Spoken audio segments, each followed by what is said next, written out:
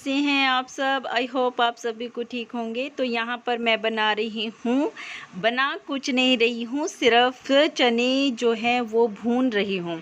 चने में नमक में भून रही हूँ। और ये वाले जो चने हैं यानी कि काले चने जो होते हैं ये बहुत ही हेल्दी होते हैं, सेहत के लिए बहुत अच्छे होते हैं। और किसी ने बताया था कि ये वाले चने हमें खाने चाहिए।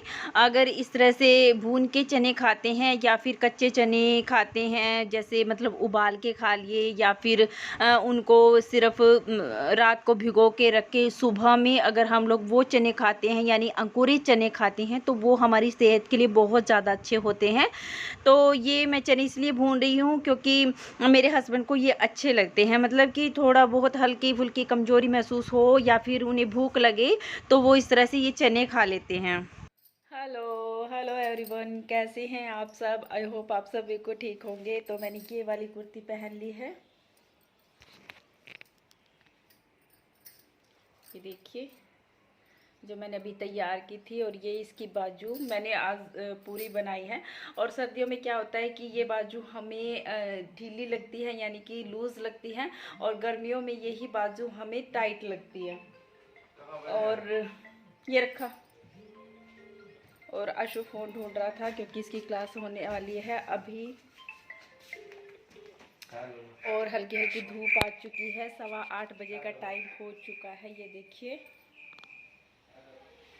और ये तार जो है अभी सेट नहीं हुई है, ये केबल की तारें हैं। और श्री अभी तक सोई पड़ी है, ये देखिए।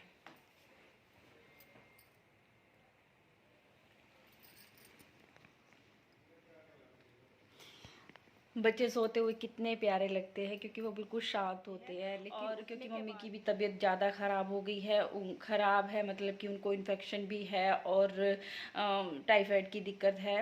वो सब उस चीज़ की वजह से उन्हें आराम बताया है, लेकिन आराम तो मम्मी करते नहीं हैं, फिर भी कुछ ना कुछ करते ही रहते हैं। और यहाँ पे मैं दिखा रही थी अपना सूट जो मैंने आज पहली बार पहना है। ये कुर्ती मैंने आपको कई बार दिखाई भी है ठीक करने के लिए। मैंने इसको पूरा दोबारा से सिलाई किया, हालांकि रेडीमेड लिया था, लेकिन रेडीमेड का तब फ़ायदा है ना जब किसी को मतलब एकदम फिटिंग का सूट आ जाए, लेकिन मुझे ये जो रेडीमेड सूट होते हैं कभी फिट नहीं आते। तो इसलिए मैं हमेशा इनको अच्छे से ठीक करती हूँ दोबारा से काट के पीट के। तो बस यहाँ पर मैं चने दिखा रही थी जो मैंने भून के रखे हैं, आपको पहले दिखाए हैं। और यहाँ पर मैं जो चावल है वो बनाने वाली हूँ। आज बनेंगे चावल और चने और आलू की सब्जी। तो उसके लिए मैंने चावलों को अच्छे से साफ़ कर लिया है, बाहर ले जाके साफ़ करके लेकर आई हूँ और अब अच्छे से इनको धो लूँगी। चावलों को बनाने से पहले अच्छे से थाली में लेके या किसी भी चीज़ में लेके अच्छे से साफ़ करो, क्योंकि कई बार क्या होता है कि उसमें कंकड़ मिट्टी पत्थर वगैरह कुछ भी हो सकते हैं, या फिर और भी कीड़ा वगैरह कुछ भी हो, तो थोड़ा सा वहम होता है। हो बेशक ना, लेकिन फिर भी थोड़ा मन में आता ही है कि हाँ इसमें हो सकता है, कुछ भी हो सकता है। तो थोड़ा सा एक बार नज़र मार ले तो अच्छा रहता है, यानी कि देख लें तो ज़्यादा ठीक रहता है। और इसी तरह से दाल वगैरह को भी देख लेना चाहिए। तो हाँ, मतलब ये है कि मन को तसल्ली हो जाती है कि उसमें कोई भी ऐसी चीज़ नहीं है कि जिससे मतलब मन ख़राब हो। मेरा ही ऐसी चीज़ों से ना मन ख़राब हो जाता है जब भी मैं इनको देख लेती हूँ। तो इसलिए मैं पहले ही अच्छे से उनको साफ़ करके उसके बाद ही बनाती हूँ। और यहाँ पर मैं दूध में से यानी कि लस्सी में से घी निकाल रही हूँ, क्योंकि मम्मी की तबीयत ख़राब है। तो मम्मी कहने लगी कि मुझसे बैठा नहीं जाएगा और तुम दूध में से लस्सी में से मक्खन निकाल लो। तो यहाँ पर मैं देख रही हूँ तो मुझे लगा कि इसमें थोड़ा सा ठीक से मक्खन नहीं आया है, और फिर मैंने इसको दोबारा से लगा दिया। और ये देखो प्लाजो उस टाइम पे आपको अच्छे से दिखाई नहीं दे रहा था, लेकिन अब ठीक से दिखाई दे रहा है। और ये देखिए आशु कितनी मस्ती करता है, आप लोगों को आज पहली बार दिखा रही हूँ मैं ये सब। बहुत ज़्यादा मस्ती करता है। और यहाँ पर मैं इनको पूछ रही थी कि मेरा सूट कैसा लग रहा है, और इनका सिर्फ एक ही डायलॉग होता है, अच्छा है। बस इससे ज़्यादा ये ना कुछ कहते हैं ना बोलते हैं। इनको अपने फ़ोन की पड़ी रहती है, हर टाइम इनका फ़ोन इनके हाथ में होना चाहिए। और बस ये और इनका फ़ोन, वही है कि मैं और मेरी तन्हाई, आपने सुना ही होगा ये डायलॉग तो। और बस उसके बाद मैं बच्चों से बातें करने लगी थी उनके साथ। और आज हम लोग कहीं जाने वाले हैं फ्रेंड्स, आप लोग हमारे साथ चलिएगा। बहुत मस्ती की हमने वहाँ पे।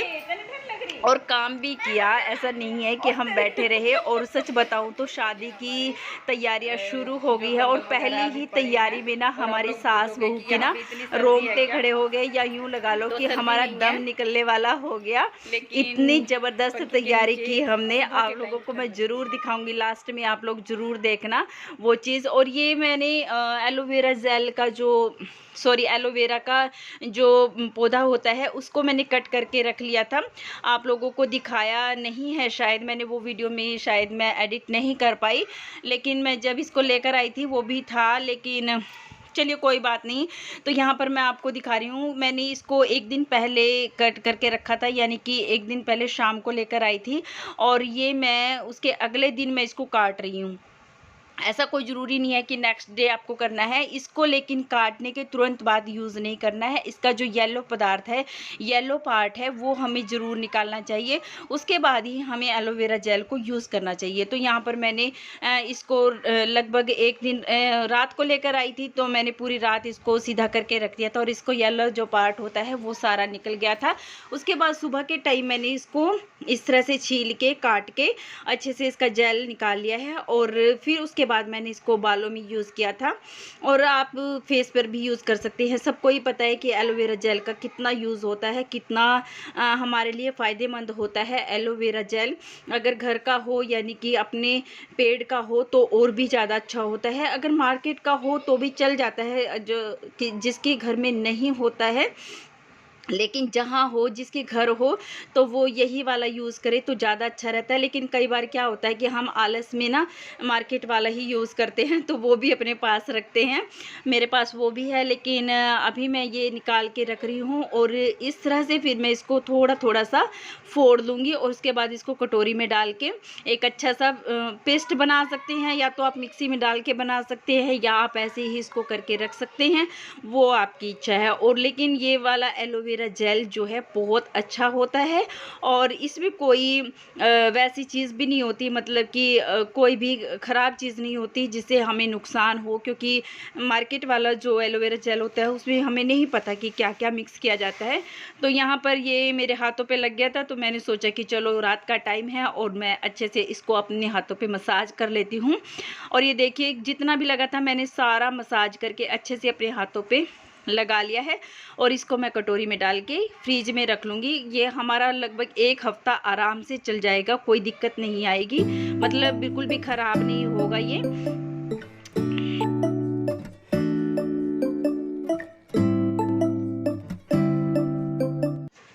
तो लो जी आ गई हूँ यहाँ पर मैं तैयार होने के लिए। बिंदी लगाऊंगी, लिपस्टिक लगाऊंगी हल्की सी और कानों में पहन लूँगी जो भी मुझे मिलेगा। क्योंकि जब से मैंने सोने के वो निकाले हैं ना छोटे छोटे ईयररिंग्स यानी कि बालियाँ, तो तब से मेरे कानों में कुछ भी नहीं है। तो जब भी कहीं आना जाना होता है तो मैं इसी तरह से साथ के साथ ही डाल लेती हूँ। और ये देखिए दादी पोती का प्यार उमड़ रहा है एकदम से।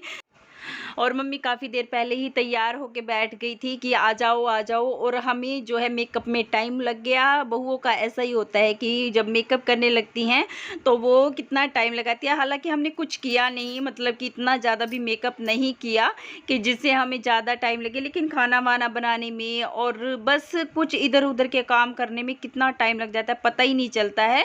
धीरे धीरे कितना टाइम हो जाता है। और यहाँ पर मैं मम्मी जो है मुझे फ़ोटो दिखा रही थी अपने फ़ोन में मामा जी के यहाँ की, कि मतलब इनकी फ़ोटो दिखा रही थी बचपन की, जो वहाँ से ली होगी। अभी मामा जी के यहाँ गई थी मम्मी और तब तो इन्होंने खूब सारी शाही आंखों में डाल के रखी है। मैं बोल रही थी कि कुएं में बिल्ली डूबी हुई है।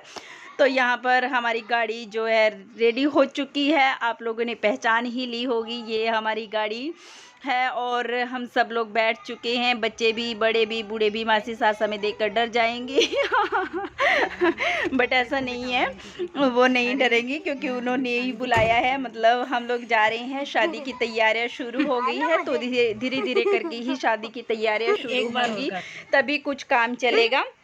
क्योंकि शादी की जब बेटियां हो जाती हैं तो माँ बाप के मतलब सर पे ना एक बोझ सा हो जाता है, पता नहीं क्यों ऐसा होता है। वैसे जैसे मतलब जब बेटी होती है तो तब से ही माँ बाप को चिंता होने लगती है कि कैसे होगा उसकी, उनकी पढ़ाई लिखाई शादी ब्याह, हर चीज़ की एक टेंशन होने लगती है, हर चीज़ की एक चिंता होने लगती है। और ये देखिए यहाँ पर ना मासी सास और हम दोनों, मैं और सोनिया लगे हुए हैं खींचातानी में, पूरे जोर लग गए हैं हमारे खींचने में, इस तरह से, क्योंकि ये रजाई और बिछोने हैं जिनको हमने रुई में बांध बांध के इनको लपेट के रखना है, ये बाद में भरवाई जाएंगी।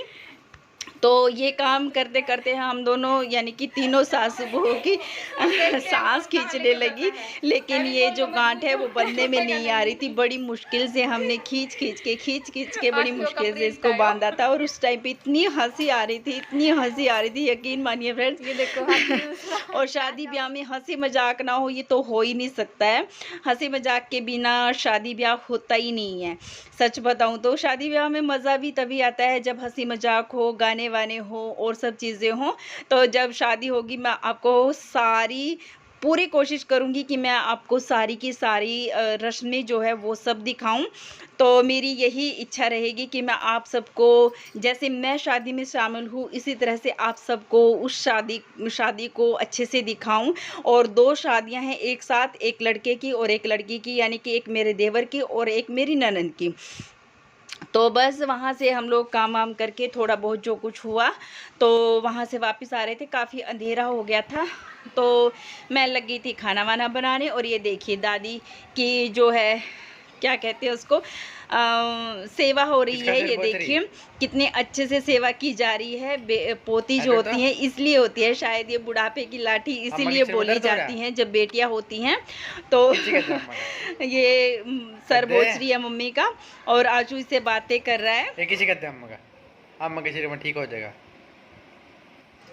तो चलिए फ्रेंड्स इसी के साथ वीडियो का एंड कर देते हैं। वीडियो अच्छा लगे तो लाइक कर देना। Bye bye.